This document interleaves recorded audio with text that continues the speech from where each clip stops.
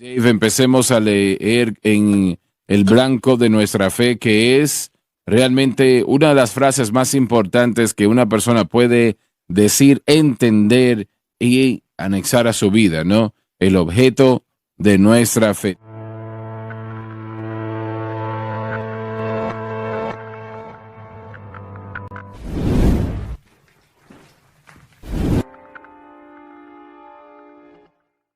Dave, empecemos a leer en el blanco de nuestra fe, que es realmente una de las frases más importantes que una persona puede decir, entender y anexar a su vida, ¿no? El objeto de nuestra fe. Tengo que admitir que hasta hace solo 20 años atrás no había escuchado esto en mi vida, el objeto de nuestra fe. Y si me hubiesen hecho la pregunta cuál era el objeto de mi fe, probablemente le hubiese dicho la palabra de Dios de alguna manera. Y esa es una respuesta correcta, no está mal, pero eso que dice mucho a veces dice poco. Y si podemos explicar esto correctamente, le ayudará sin medidas. Muchos de ustedes ya conocen este gran tema, y gracias a Dios por esto, pero una vez más permítame decirlo. Esto que digo, el blanco de nuestra fe, es una de las palabras más importantes que se pueda decir. Es una de las verdades más importantes que se puedan entender. Usted no puede tener victoria en su vida como debe sin entender este tema en particular. Y permítame decir esto una vez más. Usted puede ser salvo, claro, lleno del Espíritu Santo, usado por el Señor, pero no puede tener victoria en su vida como el Señor quiere que usted la tenga y como debe de tener, bueno, debe de tenerla. No la puede tener a menos de que entienda lo que quiere decir esto, lo que es. Así que vamos a verlo detenidamente. El objeto de nuestra fe. Y noten esto que empezamos diciéndole lo que debe de ser. El objeto de nuestra fe siempre debe de ser la cruz de Cristo, su sacrificio. Romanos 6, 1, 14, 8, 1 al 2, 11, versículo 1, Primera de Corintios, capítulo 1, versículos 17, 18, 21, 23, capítulo 2, versículo 2, etcétera, etcétera. Esas son algunas de las citas, ¿no? Pero el objeto de nuestra fe siempre debe de ser la cruz de Cristo, y no estoy hablando ahora de un madero donde Él fue crucificado. Estamos hablando del precio que Él pagó en ese lugar, lo que Jesús hizo allí, y alguien pregunta, ¿pero qué fue lo que Él hizo? Él expió todo pecado, además de muchas otras cosas, pero ese es el propósito principal por el cual fue a la cruz. Fue para expiar todo pecado. La sangre de machos cabríos no podía remover el pecado, como dijo Pablo, aunque millones y millones de ellos fueron ofrecidos como sacrificio. En el tiempo del Antiguo Testamento no podía remover los pecados, eso no era posible. Así que Jesús en la cruz removió todo pecado, no importa lo que sea, qué tan mal esté, cuánto sea, Él removió todo pecado. Todo. Juan el Bautista dijo, he aquí el Cordero de Dios que quita el pecado del mundo. Noten que lo dijo en singular, no en plural. Él no dijo quitó los pecados. Si hubiese hecho esto, algo se hubiese quedado, pero Él usó esto en singular. He aquí el Cordero de Dios que quita el pecado del mundo. Que quita el pecado del mundo. Él no solamente quitó todo pecado, pero Él fue a la propia raíz del pecado por su causa y trató con su causa lo que el hombre no podía hacer, lo que la educación no puede hacer, el dinero no puede hacer, la religión no puede hacerlo. Solamente Jesucristo lo puede hacer y se lleva a cabo o se hace totalmente. Y eso es lo que me molesta, francamente, viendo a la iglesia dando vueltas en lo que refiere a la psicología humanista, y otros medios, buscando respuestas, tratando de vencer el pecado. Solamente hay una manera de cómo puede ser vencido el pecado, y eso es a través de la cruz de Cristo. Por el creyente, evidenciando fe en Cristo y la cruz, y manteniéndola en Cristo y la cruz. ¿Ibas a decir algo? Sí, mire, usted lo dijo y es correcto. La porción de entender relativamente la cruz que casi todo cristiano tiene es que Jesús pagó la penalidad por mis pecados, pero de igual valor y tal vez, probablemente, bueno, no sería mayor, pero tal vez equivalente por lo menos, es el hecho de que Él rompió el poder, es lo que usted acaba de decir, por su plan de redención en el Calvario. Él rompió el poder de la garra del pecado por encima de la humanidad. Es gigantesco, es donde la vida diaria llega. Así es. Es una cosa entender que Él me ha perdonado, pasado, presente y futuro. Por eso queremos decir que cuando yo fallo en el presente, puedo tener la seguridad de que Él ya ha pagado en el pasado. Tengo que llevárselo y pedir perdón, pero yo estoy seguro de que esos pecados que he sufrido, pasado, presente y futuro, han sido lidiados en el Calvario. Lo que tenemos que entender, lo que tenemos que comprender, es que el valor del Calvario va más allá de que Cristo pagó la penalidad del pecado, rompió la garra del pecado. Quiere decir que el poder del pecado interno, de la tentación del pecado y del poder de Satanás y el poder de la gente, todo esto es lidiado en el Calvario. La atracción del mundo, encargado todo esto en el Calvario, victoria sobre el yo, todo fue lidiado en el Calvario. Así que necesitamos entender que el acto de redención de Cristo ciertamente pagó el precio por nuestro pecado. La mayoría de los cristianos dirían sí, estando de acuerdo, pero si nosotros entendemos realmente qué fue lo que la cruz logró, entonces recibe ese acto de redención de Cristo, recibe nuestra fe, se convierte en el objeto de nuestra fe. En vez de que tratemos de libertarnos nosotros mismos, vemos a la cruz y decimos, ahí fue donde yo fui libre. Tenemos que aprender el valor del acto de redención de Cristo. Cuando decimos la cruz, es exactamente de lo que estamos hablando. Tenemos que conocerlo y después, al enfrentarnos al pecado, en nuestras vidas, no estamos exentos del pecado. Vivimos en un mundo lleno de pecado, dominado por el pecado y aún nuestra misma persona. Usted lo dice de esta manera y a mí me gusta mucho que tenemos esas ramas trepadoras de la caída y aún siguen agarrándose de nuestro espíritu, nuestro corazón a veces. Esas cosas solamente pueden ser vencidas cuando nosotros vemos el valor del acto de redención de Cristo, cuando vemos la cruz como el medio por el cual todo esto fue lidiado, eliminado y ponemos nuestra fe en eso. Te voy a hacer una pregunta. ¿Qué es lo que sucede en el corazón y la vida de un cristiano que se rehúsa a perdonar a otra persona o reconocer el perdón de Dios en la vida de otra persona? Y hay toda evidencia de que se han arrepentido de lo que sea, pero se rehúsan en aceptarlo. Bueno, la Escritura es clara. Si usted no perdona al hombre sus transgresiones, vuestro Padre Celestial no os perdonará tampoco. Esa fue la enseñanza de Jesús y yo creo que eso permanece. Nosotros tenemos diferentes maneras en la Escritura. En 1 Juan, capítulo 1, y el párrafo que acabo de citar también. ¿Habrá algún creyente que realmente no tiene que tener perdón porque nunca ha fallado? Eso es una locura. La oración del Padre Nuestro, alguien tal vez diría que no es para el creyente del Nuevo Testamento, que creo que es una basura, pero... Claro. Perdona nuestras transgresiones y nuestros pecados. Y aún hasta me atrevería a llegar a decir que la próxima petición no se va a responder si nosotros no nos encargamos de la primera. Y lo que quiero decir es que hay que perdonar nuestras deudas como nosotros a nuestros deudores y no nos dejes caer en tentación. Pero muchos dicen, bueno, yo perdono, pero no voy a permitir que hagan lo que están haciendo, que es algo absurdo. Cuando la gente pone reglas y contingencias por encima y más allá del perdón. Como dijimos ayer, yo mencioné esto sobre C.H. McIntosh. Dicen que la iglesia quiere tratar con esto de una de tres maneras o en tres maneras. Legalismo, primero que nada, y esas son las reglas, ¿no? Tienes que hacer esto por aquí, por allá, etcétera, etcétera. Legalismo, licencia y bueno, no puede evitar pecar, ¿no? Que peque un poco aquí y allá y la autojusticia. Correcto, sí. Entonces tiene esos tres problemas que se manifiestan y el legalismo es bastante fuerte. Tiene que hacer esto, aquello y aquello. Y si no lo hace, entonces no lo vamos a reconocer. No importa lo que haga con el Señor. No tiene nada que ver con eso. Correcto, pero el legalismo y la autojusticia son gemelas que están unidas, por decirlo así. Si usted está imponiendo legalismo, ahora regresémonos un poco.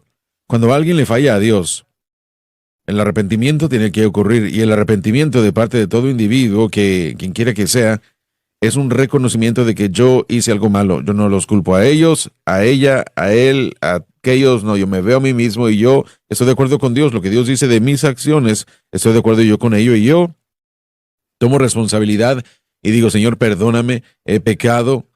Yo se lo llevo al Padre. Si es que ha involucrado a otra gente, las escrituras nos animan y aún hasta nos mandan a arreglarnos con él. Así que una vez que eso se hace, una vez que nos hemos arreglado con Dios, y si tenemos que llevárselo a alguien más, hay que arreglarnos y lograrlo y debemos hacerlo. Pero eso es bíblicamente la ruta y nada tiene que añadírsele. Bueno, algo anexado a ello, en esencia está diciendo el Señor no satisfació el problema en la cruz del Calvario y ahora yo tengo que entrar con mi posibilidad y arreglarlo, tengo que terminar lo que Él no hizo. Eso es un insulto. Correcto. De la capacidad mayor a nuestro Dios. Hermano Swagger, no hay una cosa que se le añada al hombre, que el hombre le añada al plan de Dios que pueda ayudar. Bueno, no solamente eso, es que no es algo que Dios va a aceptar. Correcto, y de hecho es pecado en parte de aquellos que están imponiendo, ¿cómo lo puedo decir? Bueno, creo que están en peor condición que aquel que están criticando. Porque no, tenemos que tener cuidado. Podemos ver eso en la vida de José, podemos ver eso en la vida de David tratando con Saúl. Cuando los hombres le dijeron, cuando reconocieron que el arrepentimiento posiblemente hubiera podido suceder, José no saltó y comenzó a saludar a sus hermanos. Él vio sus vidas, él vio. Así es. Y creo que hay un sentido apropiado en el que eso se debe hacer. Pero al mismo tiempo, esa no es la adición de penalidades, esa simplemente es una observación. Cuando David encontró a Saúl en una cueva y lo hubiera podido matar y después lo confrontó, él vio, o más bien Saúl le dijo, sí, tú tienes el reino, yo me voy. Y Saúl regresó a Jerusalén. Pero David no lo siguió. David no fue con él. No. Porque él estaba al tanto de que Saúl había cambiado una y otra vez de opinión. Así que eso no significa que no aceptó el perdón momentáneo de Saúl. Pero así como José, él probó a sus hermanos y probaron su arrepentimiento. Así que José fue justificado al ver de lejos, pero Saúl no. Así que David fue justificado en tener cuidado, pero el tener cuidado con la vida de otra persona después de su fracaso es diferente a imponer reglas que dañan o reglas que pueden hacerlos a ellos pagar por el pecado, entre comillas, como usted dijo. Eso es indicativo de decir que Cristo no pagó o sufrió suficiente por el pecado y eso es blasfemia en contra de lo que Cristo ha hecho. No debemos hacer eso. Así que no traemos adiciones a la gente y tratamos de hacerlos pagar. Eso no es una señal de ser fuertes contra el pecado o alguna otra cosa y querer la aprobación de otros al hacerlo. Es ofensivo a Dios. El verdadero creyente nacido de nuevo y todos, bueno, tal vez ustedes no, pero todos sabemos lo que se siente cuando fallamos. Porque es un quebranto. Es lo que estaba pensando. No necesitamos que otra gente venga y nos diga cuán mal estamos. Si es que reconocemos ese error ante Dios y nada que la gente pueda ponernos encima de nosotros mismos después de fallar, va a traer justicia. No pasa eso. Solamente fe en lo que Cristo ha provisto. Bueno, Jesús, gracias a Dios, expió todo pecado en la cruz del Calvario. Y no importa qué tan grande se diga, Él expió todo pecado. No importa qué tan pequeño, llamado pequeño. Yo creo que a veces nosotros no entendemos totalmente qué tan malo está el pecado. De acuerdo. Realmente es la fuerza más destructora. Y para entenderlo un poco, para que podamos nosotros entender la verdadera condición, tenemos que ver el precio que fue pago para limpiarnos, ¿no? El oro y la plata no lo podía hacer, pero la educación tampoco lo podía hacer, la religión no lo podía hacer. Y Dave, ¿piensas tú que, o bueno, lo voy a decir de otra manera, yo tengo problemas creyendo que personas que creen que la psicología es la respuesta, que realmente no entienden qué es el pecado? Creo que eso es exactamente correcto porque la psicología no trata con el pecado. Ni siquiera creen en el pecado, ¿no? No, viene a redefinir los problemas. Bien, pero ¿qué dice el psicólogo cristiano con aquella persona que tal vez sí cree en el pecado, sí cree que el pecado existe y es cristiano? ¿Y cómo resuelve la situación la psicología y la Biblia? Creo que es otro sistema de obras para tratar de vencer al pecado, pero con lo que estamos tratando, como dijo Lauren, lo que Jesús hizo en la cruz del Calvario rompió ese poder del pecado. Así es. Pero solo porque yo soy salvo no significa que ese poder del pecado es roto todos los días. No es algo automático que yo pueda vivir la manera como se supone que yo deba vivir sin fe en Cristo. En otras palabras, no solamente fue una situación y se acabó, no, mi objeto de fe tiene que ser continuo, tiene que ser diario. Y yo creo que las intenciones del hombre para establecer reglas, y usted puede regresarse hasta los judíos que establecieron las leyes y los mandatos, eran intentos del hombre, y básicamente es lo que la psicología es, intentos para evitar romper y violar esas leyes y evitar lo que Dios ha provisto. Sí. La justificación es ser libre de la penalidad del pecado, o la santificación es libertad del poder del pecado. Así es. Y realmente dos cosas muy poderosas dichas acá, que yo no las originé realmente. Yo no sé quién las dijo, yo las leí, pero no sé quién las dijo originalmente. Solamente la cruz puede hacer eso. Y permanecer en la cruz. En otras palabras, Así solo es. porque yo soy salvo o fui salvo hace muchos años no significa que yo tengo la victoria automáticamente sobre el pecado el día de hoy, a menos que yo aplique eso y mantenga mi fe en la cruz diariamente. Recibí una carta de un hermano que yo no conocía. Lo había conocido, creo que en una ocasión, no estoy seguro, pero me parece que sí lo conocí en una ocasión. Él había tenido algún tipo de problema y él estaba en una iglesia en particular donde, bueno, no muy lejos de aquí, pero bueno, de todas maneras, él estaba diciendo de que esta es mi restauración y esto es maravilloso. Y él pues tenía que tomar 1 hora a la semana, creo que 2 veces a la semana con un psicólogo, y tenía que tomar 1 hora a la semana con un pastor discutiendo su problema, y él tenía que estar en ciertas clases, etcétera, etcétera, y él no podía salir de la ciudad, no podía estar fuera de la ciudad, no sé qué tenía eso que ver con qué, ¿no? Y él también a él se tenía que hacer ciertas tareas como limpiar el baño, cortar el césped, etcétera, etcétera. Y él estaba diciendo que esto es maravilloso, esta es mi respuesta a mi problema. Y él, bueno, creo que fue 1 año que estuvo allí haciendo esto. Él estuvo allí ese año y cuando terminó volvió a hacer exactamente lo mismo otra vez. Pero miren, todo lo que eso es cambiar comportamiento, no es cambiar el corazón. Exacto. La religión no puede cambiar el corazón del hombre, la psicología no puede cambiar el corazón del hombre. Estoy tratando de entender por qué predicadores llamados llenos del Espíritu Santo recomiendan lo que dices. Porque o no entienden el mensaje de la cruz o no lo entienden. Yo estoy casi garantizando que no lo entienden, simplemente no lo entienden. Pero también temo que no tienen mucho deseo de entender. Eso me parece también. Bueno, los judíos no querían a Cristo. No lo En querían. su gran mayoría. Ellos querían mantener su sistema de religión. Y él podía perdonarlos de sus pecados, pero Así ellos es. no lo aceptaron. Pero lo mataron. Así es. Muy bien, el blanco de nuestra fe siempre debe de ser la cruz de Cristo. Mientras la historia de la Biblia es Jesucristo y este crucificado, el tener fe en la cruz de Cristo, de hecho, es tener fe en toda la palabra de Dios. Se nos da un compendio de esto en el primer capítulo del Evangelio según Juan. Él dijo, En el principio, no indica que Cristo como Dios tuvo un principio porque como Dios no tuvo principio, sino que se refiere al momento de la creación. era el Verbo. El Espíritu Santo por Juan describe a Jesús como el Logos eterno. Y el Verbo era con Dios. Era en relación con Dios y expresa la idea de la Trinidad, Y el Verbo era Dios. queriendo decir que Él no cesó de ser Dios durante la encarnación.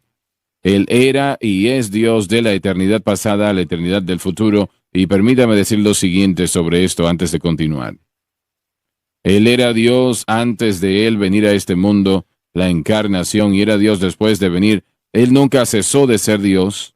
Mientras Él puso a un lado la expresión de su deidad, Él por ningún momento perdió la posesión de su deidad. Pero Él nunca hizo ningún milagro como Dios. Piensen ustedes en esto. Él nunca hizo un milagro. Todo milagro que él hizo, lo hizo por el poder del Espíritu Santo. Nuestro Dios ungió a Jesús de Nazaret con el Espíritu Santo, quien estaba haciendo el bien y sanando a todos aquellos que eran poseídos por el diablo, etcétera, etcétera. Él nunca hizo ningún milagro como Dios. Aunque él era Dios, él nunca cesó de ser Dios. Y es que Dios no puede morir. Dios no puede morir, así que para satisfacer el problema del pecado, Jesús tuvo que ir a la cruz. Esto fue ordenado por Dios, ordenado por sí mismo, ordenado por el Espíritu Santo. Él tuvo que ir a la cruz. Así que, para hacer eso, él tuvo que venir a ser hombre, el hombre Cristo Jesús, lo que él hizo. Por el propósito expreso de ir a la cruz, todo lo que él hizo era importante. Las sanidades que él hizo, los milagros que él hizo, los mensajes que él predicó y enseñó, milagros que aún hasta resucitar a los muertos. Agustino dijo que él hizo muchos más milagros de los que están registrados y resucitó a muchos más de entre los muertos de los que están escritos. Pero esa no era la razón principal por la cual él vino. Él vino para ir a la cruz. Él vino para ir a la cruz, para pagar el precio que nosotros no podíamos pagar. No era posible en 1.000.000 de años que nosotros lo pagásemos. Por eso él vino. Y él hizo lo que él vino a hacer. Y sé que tenemos críticas. Oh, ustedes exageran la cruz. Ustedes hablan demasiado de la cruz. No hablan suficiente de esto, aquello, lo demás. Nosotros tratamos de poner el énfasis donde la Biblia pone el énfasis. Sí. Vaya a su Antiguo Testamento, y allí encontrará que ofrecen sacrificios. Eso es el símbolo de la cruz. Cuando usted llega al Nuevo Testamento, encuentra que el apóstol Pablo nos está dando el significado del nuevo pacto. Dijo: Cristo no me envió a bautizar, sino a predicar el Evangelio, no con sabiduría de palabras, para que la cruz de Cristo no sea hecha vana. Él dijo: porque la palabra de la cruz es para aquellos que se pierden locura, pero para nosotros que somos salvos es el poder de Dios. Él dijo: lejos esté yo de conocer nada entre vosotros excepto a Cristo y a este crucificado. Damas y caballeros, son palabras importantes. Estoy determinado a saber nada entre vosotros. No estoy interesado en las demás cosas, solamente una cosa: Cristo y este crucificado.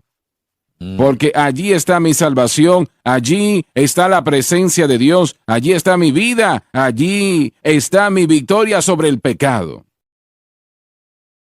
¿Y nosotros exageramos esto? No, de ninguna manera. Sí, amén.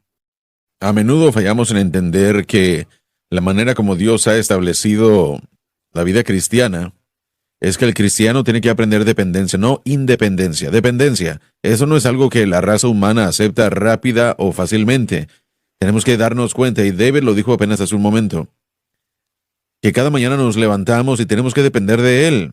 De hecho, la idea de crecer en gracia indica que yo ahora soy más dependiente de Él al madurar, más de que cuando comencé. La cruz en la iglesia moderna hoy día se trata como un incidente. Solo es un incidente. Bueno, él falló en esto, las leyes del judaísmo no se cumplieron, etcétera, etcétera.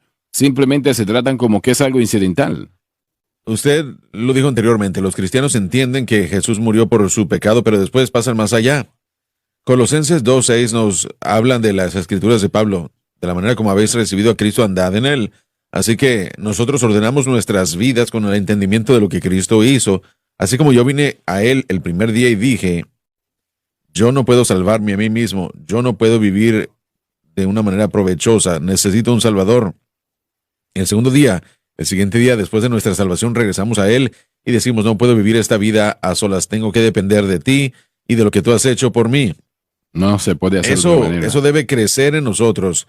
Y la cruz, que es ignorado, que se convierte en un incidente, como usted dijo, la gente se aleja de esa mentalidad, se alejan de eso a la independencia. Dicen: bueno, tenemos que pasar más allá de la cruz. Mi amigo, no hay ningún otro lugar a donde ir. Escuché a A.N. Trotter, la primera vez que lo escuché predicar en una reunión de predicadores en West Monroe, Luisiana. Él dijo, y yo no lo entendí en aquel momento realmente. Él dijo, si se va más allá de la cruz, usted se aparta. Perfecto. Usted pierde su caminar si va más allá de la cruz. Y el Espíritu de Dios cayó en aquel lugar como lluvia. Y yo me quedé pensando, llorando, sabiendo que lo que él había dicho era correcto, pero yo no lo entendía en ese momento. Correcto. ¿Qué quiere decir esto de ir más allá de la cruz? Bueno, es lo que muchos están haciendo hoy. La resurrección es más importante que la cruz. Estamos buscando algo que Dios nos ha dado ya la respuesta en la cruz. Vamos más allá, pasamos más allá y no aprendemos el valor de la cruz. Sigo haciendo esa declaración, creo que de hecho Joseph tal vez la hizo primero hace varios meses. Tenemos que aprender el valor del Calvario. ¿Qué fue lo que hizo para nosotros? Cuando uno se da cuenta de eso, entonces nos vamos a quedar ahí. Hay una tipología del Antiguo Testamento, en el Antiguo Testamento que se ha predicado anteriormente, Shama en el Antiguo Testamento. Tituló el mensaje que he abandonado este lugar por última vez. Ese era el título del mensaje, pero hay algo muy inspirador allí. Y es que cuando un individuo reconoce lo que el Dios de Israel ya le ha entregado, el derecho legal de estar en su propiedad y defender esa tierra de aquellos filisteos que tratan de venir y tomar la propiedad que ya se le había entregado al pueblo de Dios. Cuando cualquier individuo finalmente tiene una visión de que esa es su tierra entregada a ellos por Dios y por fe, se para, y no perfectamente, pero al menos con una onza de fe, ¿no? Empieza a defender lo que Dios le ha entregado. Cada vez el Espíritu Santo le ayuda a echar afuera a aquellos que atacan y defender y cuidar la tierra que Dios le ha entregado. Y es lo mismo hoy día. No hay nada más que Dios haya hecho, que Cristo haya hecho, que nos dé el derecho legal de estar en fe y echar fuera a los enemigos que están viniendo a atacar a nuestra alma. He pensado, toda la semana he orado sobre lo que debo de predicar el domingo en la mañana. Y tenía algo, soy un predicador, yo puedo predicar, ¿no? Pero no sentía que era lo que el Señor quería. Y hace un momento atrás, cuando Joseph usó el título de ese mensaje, he abandonado este terreno de lentejas por última vez, es lo que voy a predicar el domingo en la mañana, no se lo pierda, lo puede ver a través de la televisión y esos otros equipos que Lauren menciona siempre. Así que no se lo pierda. He abandonado este terreno de lentejas por última vez. Alabado Dios, alabado Dios, alabado Dios. Aleluya al Cordero. Saben, ese mismo concepto Josafat lo expresó. Cuando los moabitas y los amonitas y los otros que venían contra él en Segunda de Crónicas, que es 20, él hace una convocación a orar y él lleva su necesidad ante Dios y dice: Señor, esta tierra que nos diste, los enemigos vienen por nosotros a sacarnos de aquí. Dios le responde a él por un mover del Espíritu en la congregación y dice: no necesitarás pelear en esta batalla. Porque Dios, cuando uno pone la fe en lo que Dios ha provisto y lo que Dios ha dado, ya sea tierra o en este sentido Cristo y la cruz, entonces Dios comienza a orar por uno, Dios comienza a pelear por uno y Él protege su palabra, Él protege su posesión. Para nosotros eso significa que Él comienza a tratar con el pecado y esos pesos que nos asedian. Y eso es lo que la fe en Cristo y la cruz logra. Permite que Dios venga y pelee a nuestro favor, permitiendo que el Espíritu Santo que vive dentro de todo creyente nacido de nuevo sea santificado, cambiado, conformado, transformado, dirigido, instruido, reprendido, animado. Todas esas cosas que el Espíritu Santo hace, Él lo hace, pero no lo hará automáticamente en el sentido de que, bueno, si usted está ya dependiendo de la psicología y depende usted de la confesión, usted anda por allá dependiendo de 1000 diferentes cosas, el Espíritu Santo se retractará y dirá: bueno, ¿quieres ídolos? Ve por ellos. Y uno se enterará de que no funciona, pero cuando estemos listos, podemos regresar a Él, regresaremos a lo que Cristo hizo por nosotros y provisto por nosotros, y hasta que nosotros entendamos, el Señor obrará. La palabra de Dios no cambia. Correcto. Miren, usted ha utilizado la palabra ídolos ya varias veces. En el Antiguo Testamento, Dios se burló de los israelitas por hacer ídolos. Ustedes fueron por un tronco de árbol y lo cortaron y le dieron forma, lo tallaron, Pero ese tronco solamente es no un puede hacer pedazo nada de por madera. ti. Y cuando las cosas se ponen duras, vayan a ese tronco y vean qué es lo que él va a hacer por ustedes. Uno tiene que cargarlo, no se puede mover a solas y solo continúa así la situación. Y nosotros repetidamente buscamos ídolos para tratar de ayudarnos a suplir las necesidades de nuestra vida. Y no funcionan, jamás funcionarán. Así es, así es. Muy bien, vamos en él. Este era en el principio con Dios. Esta misma persona estaba en la eternidad con Dios. Solo hay un Dios, pero manifiesto en tres personas. Dios el Padre, Dios el Hijo y Dios el Espíritu Santo. Quiero hacerles una pregunta a todos. ¿Cómo una persona puede fallar en ver la Trinidad si lee la Biblia? Bueno, unos cuantos sí lo han hecho. Sí, lo sé. Mire, para mí parece como que es algo muy aparente. Algo del Antiguo Testamento, esa declaración del Antiguo Testamento de Elohim como uniplural, Hagamos al hombre a nuestra imagen y semejanza. al punto en el que uno ve a Cristo, el bautismo, el Espíritu Santo que desciende como paloma y la voz del Padre que dice, este es mi Hijo amado en quien yo me complazco. El concepto de la Trinidad es imposible entender con la mente humana. De hecho, no podemos y eso es parte del problema. Pero es algo evidente en mi mente al estudiar la Escritura de una manera clara porque las personas que vemos exhibidas en Proverbios que se hace la pregunta, Cuando dices que no lo puede entender, ¿te refieres a los atributos que no se pueden entender? tratar de describir la Trinidad con entendimiento, utilizaré la palabra de Pablo, misterio. Es un misterio como puede ser, pero el hecho de que se declara claramente en la Escritura. Hay una alabanza que el grupo de la Unicidad escribió y creo que tenemos que cambiar las letras y versos porque realmente nosotros no creemos esa doctrina, pero al nivel de la Trinidad hay muchas personas que siguen esa enseñanza de la unicidad y tienen un problema con este pensamiento de que si Jesucristo es el Señor de señores, ¿cómo puede ser el número 2? Nadie dijo que lo era. Nadie. Entonces, pero en su mente, para ellos limitar a Jesús al Padre y tratar de llamarle Dios, están diciendo, bueno, estamos diciendo nosotros que Él es número 2. Él no puede ser número 2 y ser Dios a la vez. A eso se refería a Lauren Sí, sobre amén. el misterio de la Trinidad. Él es número 1. Sí, y ese es el concepto que es tan difícil entender, pero al mismo tiempo, si se exhiben las Escrituras, hay cosas, hermano Schwager, y tenemos que ir a la pausa, pero hay cosas que nosotros tenemos que recibir que están delineadas en la Escritura solamente por fe. Tal vez no las entendemos. De hecho, Deuteronomio nos dice que las cosas que yo os he revelado entenderán y las cosas que no, no. Y hay algunas cosas en Dios que no podemos entender, pero si se representan en la Escritura, yo simplemente digo, ahí está, claro y simple. Creo que el hermano Dave lo hizo cuando Jesucristo llegó a la tierra con respecto a los judíos. ¿Refiriéndose aquí? Cuando Cristo vino a la tierra con respecto a los judíos. Bien. Estamos fijándonos en Israel y algo de lo que yo me he dado cuenta que es su dirección que parece muy peculiar, especialmente el liderazgo religioso. Tenían, por supuesto, las escrituras del Antiguo Testamento, las profecías, profetas y todo eso, la ley, todo aquel sacrificio que nos dirigía a Cristo. Pero su primera introducción a Cristo no fue un estado de incredulidad por completo, sino que hubo un proceso. Permítame explicarlo. Los judíos, si se dan cuenta en la primera parte del ministerio de Cristo, siempre estaban presentes. Los del liderazgo religioso se les dio la oportunidad de verlo y escucharlo. Y al principio, ellos no dieron una reprensión.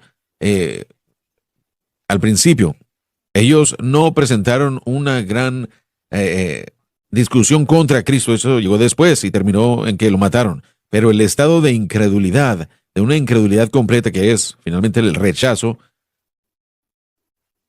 tiene un punto de incredulidad previo. Y hay una diferencia porque la incredulidad involucra la idea de ser escéptico. Uno está evaluando. El liderazgo religioso de Israel estaba callado hasta cierto punto durante cierto tiempo en la parte principal o en la primera parte del ministerio de Cristo porque ellos estaban evaluando, estaban viendo, estaban estudiando. A ellos se les dio la oportunidad de tomar la decisión en cuanto a lo que ellos querían continuar haciendo en su tradición o no.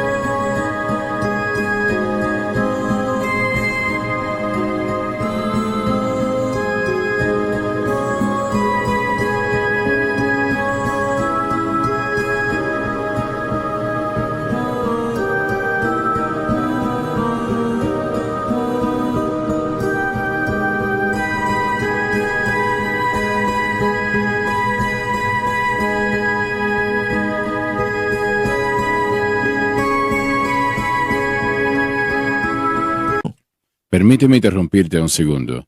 Ellos estaban evaluando, estaban mirando, pero yo creo que ellos estaban tratando de encontrar maneras de no aceptarlo.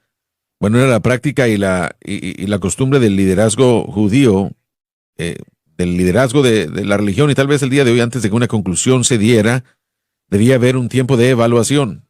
Bueno, eso lo podemos entender. Exacto, sí, pero fijándonos en por qué es importante eso el día de hoy, mira, la iglesia moderna, los cristianos, muchos no han escuchado el mensaje de la cruz, terminología que nosotros usamos en esta No lo conocen.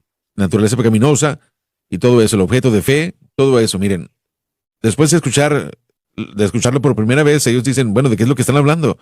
Y bueno, antes de que haya un rechazo abierto o un estado de incredulidad en cuanto a la cruz, hay un punto crucial y creo que muchos están en ese punto, hermanos Swagger. Están escuchando el mensaje de la cruz, todo lo que estamos discutiendo, lo que el objeto de fe debe ser, y el Señor creo yo que está recargándose en su corazón. Saben que hay un elemento, pero están evaluándolo. Y yo quiero animar a la gente que está escuchando esto.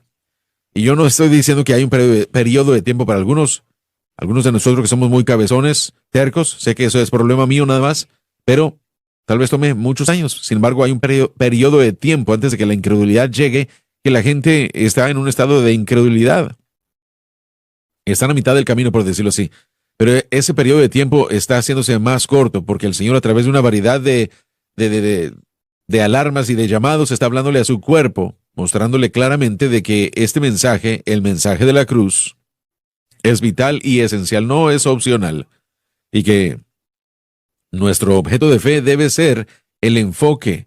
Está en eso, debe ser Jesucristo y el crucificado. Si no, no lo van a lograr. Va a haber destrucción como resultado. Y el momento está llegando en el que la iglesia tiene que tomar la decisión, tienen que despertarse y tienen que tomar la decisión de decir, yo creo en esto y es el objeto de mi fe. Y eso debe ser a nivel individual, pero el cuerpo individualmente y generalmente, el mundo denominacional. Ese mensaje ha estado saliendo ya desde hace 20 años. 20 años. Y esos 2/3 partes de mi vida. Ha estado saliendo ya transmitiéndose por mucho tiempo. Y el Señor lo está presentando fuertemente. No hay excusa para muchos que quieran decir, no lo hemos escuchado. Pero ese periodo de tiempo de evaluación tiene que terminar. Escoge del día de hoy a quién vas a servir. Yo estoy de acuerdo con lo que acabas de decir sobre la iglesia que evalúe. Eso lo puedo entender. Y así debe de ser. Eso no es incorrecto hacerlo. Sí, pero mi punto es de que está llegando al punto en el que ese margen de tiempo, creo yo que es el final, es tiempo de tomar la decisión y decir, vamos a dejar los ídolos y vamos a dejar todo esto. Vamos a tener que decidir.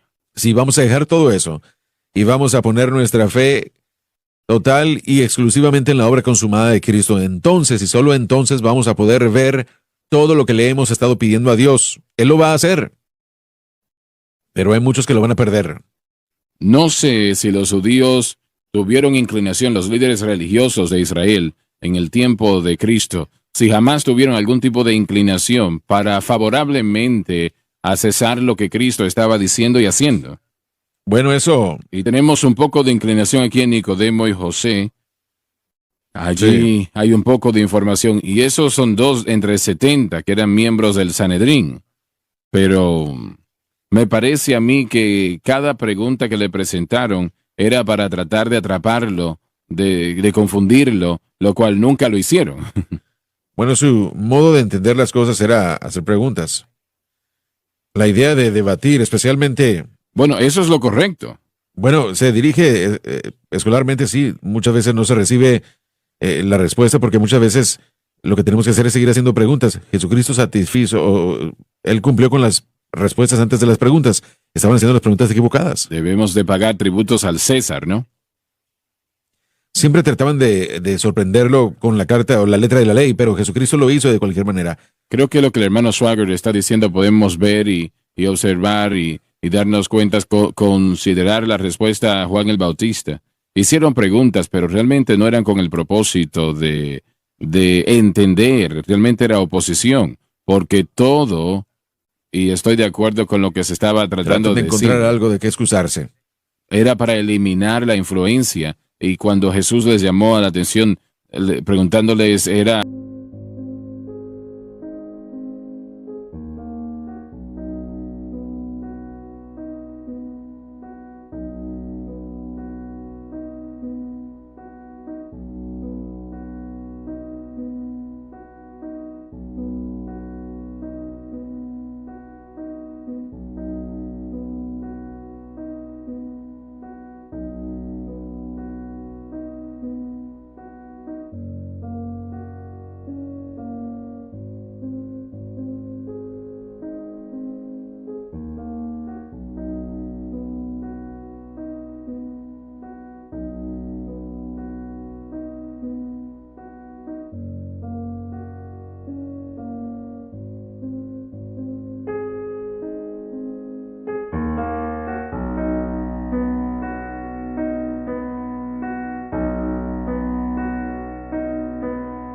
Juan el Bautista era o no. Tenían temor de responder. Entonces, el tenor de ese marco de tiempo era de que ellos estaban en contra de cualquier cosa que amenazaba su liderazgo o su control, sea que era Dios o si era bueno para el pueblo o no. Y yo creo que tal vez hubieron algunos que debieron de ser investigados, Nicodemos, Lo que tenemos José, registrado. de Arimatea. Realmente yo creo que lo que el hermano Soccer está diciendo es que la mayoría, me parece, siempre estaba en contra porque amenazaba su posición, amenazaba su lugar en la sociedad y no querían que nada amenazase eso y lo bueno que tenían.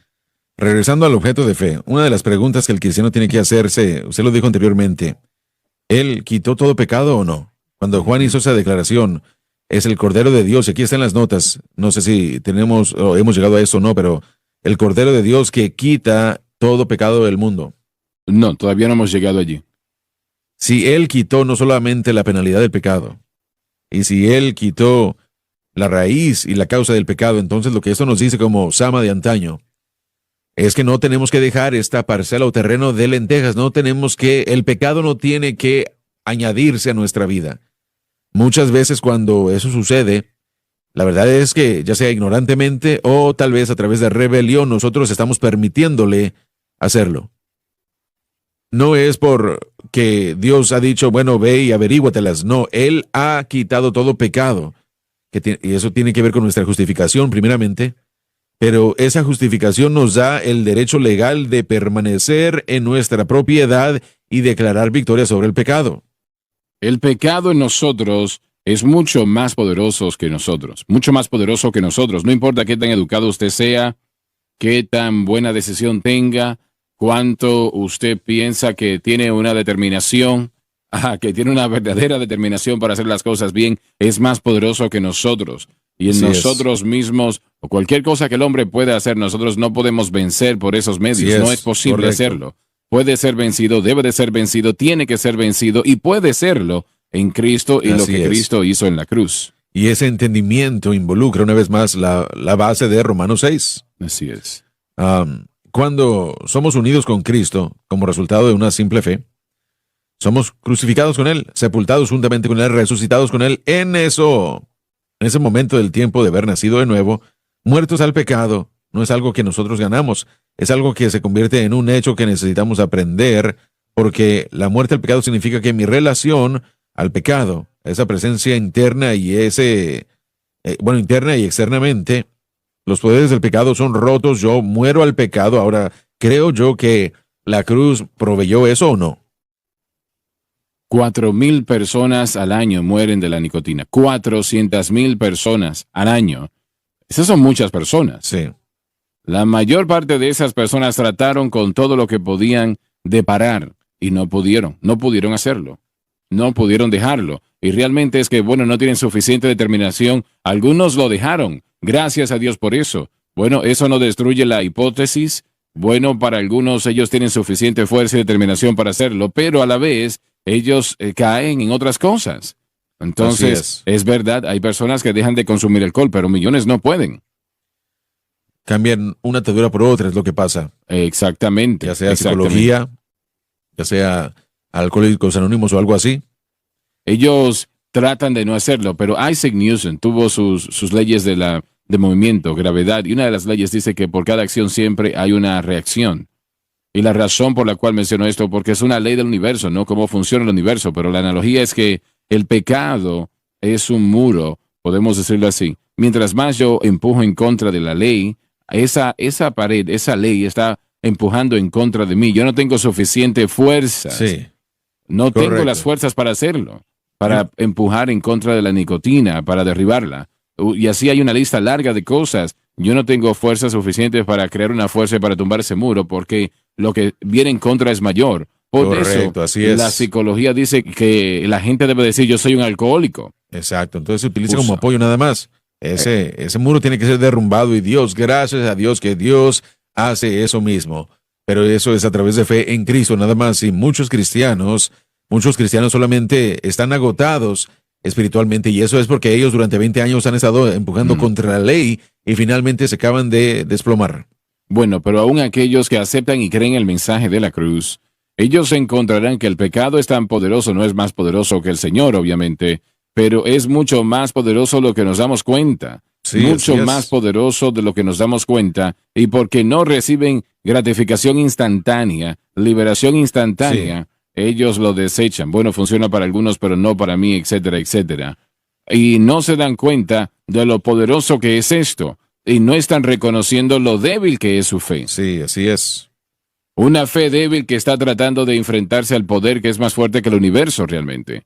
Y no entienden eso, ni siquiera lo piensan. Dicen, bueno, yo digo mi fe está en Cristo en la cruz y todavía estoy atado por este problema.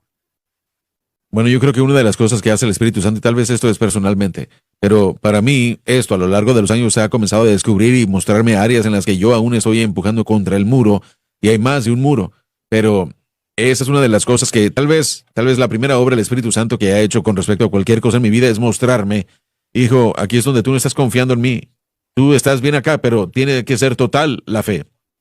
Por eso es que la victoria, de victoria a victoria la tierra se posee. Todo lugar que pisare la planta de tu pie, el Señor nos trae ese punto, pero es de fe en fe que nos muestra primero que uno no está confiando en áreas y que uno está empujando contra la ley acá. Y eso tal vez es una de las primeras victorias que tenemos al mostrarnos el Señor la victoria sobre nosotros mismos, y después Él comienza a obrar en derrumbar lo demás. Probablemente es la Pero mayor eso debe ser victoria de ánimo para el todas. creyente, no que estén fallando, pero que cuando fallen, cuando, no si es que fallan, cuando, si ellos dependen de Cristo, si se fijan y ponen los ojos en la obra consumada de Cristo, lo primero es que el Espíritu Santo comenzará a mostrarles esas cosas, y ese es el ánimo, porque lo próximo en camino es la victoria si ellos no se rinden. Han habido millones y millones de cristianos que han tenido victoria sobre la nicotina, Sí. sobre el alcohol, Así es. sobre las drogas, sobre el no perdonar, sobre el yo, como lo Sí. acabas de decir, sobre la carne y sobre ciento y tantas cosas que podemos citar y mencionar. Así que el registro es claro. Es Así claro. es, sí. Hay miles que han tenido liberación Sí. en victoria. Algunos no entenderíamos, algunos no entendieron la cruz. Y Mi abuela, miren, voy a ser breve con esto. Mi padre, hace décadas, antes de que yo naciera, él fumaba 4, 5, no sé cuántas cajetillas al día. Así Son es. muchos cigarrillos, de lo que puedo entender. Mi abuela le dijo esto a él, porque él quería la libertad de todo eso. Él buscó a Dios y estaba tratando y tratando y tratando. eso lo estaba matando. Y mi abuela le dijo un día, le dijo, John, deja de tratar de hacer lo que Cristo Jesús ya hizo. Y él dijo, yo no entiendo, ¿cómo que trate de dejar? Sí, ella le dijo, sí, deja de tratar de hacer lo que Cristo ya hizo. Le tomó un poco de tiempo, pero él dejó de tratar de lidiar con eso y su enfoque se puso en Cristo. ¿Y saben qué pasó? Un día, él pasó un mediodía y mi madre le llamó y le dijo, olvidaste tu cartón de cigarrillos. Y él dijo, Rosy, ni siquiera había pensado en fumar el día de hoy. Ahí estaba. Y es la victoria que Dios da. Él no podía entender. Si le pedimos que explicara eso el día de hoy, no lo puede entender. Todo lo que él sabe es que dejó de tratar y comenzó a creer y sucedió. ¿Y cómo dejamos de probar, Bueno, de es una buena tratar? pregunta. Creo que uno tiene que comenzar a ¿Cómo creer. dejamos de tratar? Ese es el objeto de fe. Cerramos pronto, pero sé que hay gente que aún está luchando con cosas. ¿Podemos orar por ellos? Claro que sí. Para esa persona que dice, yo he escuchado y Sí, necesito. Señor. Padre Celestial, Sí, Señor. venimos ante ti en el nombre Gracias, de tu Hijo Cristo. Jesucristo. Oramos, como Oh, Lord Señor, mencionó, por esa alma que Sí, hoy Señor. está luchando contra el poder de las tinieblas, Dales victoria, que Padre. te ama, Dales victoria.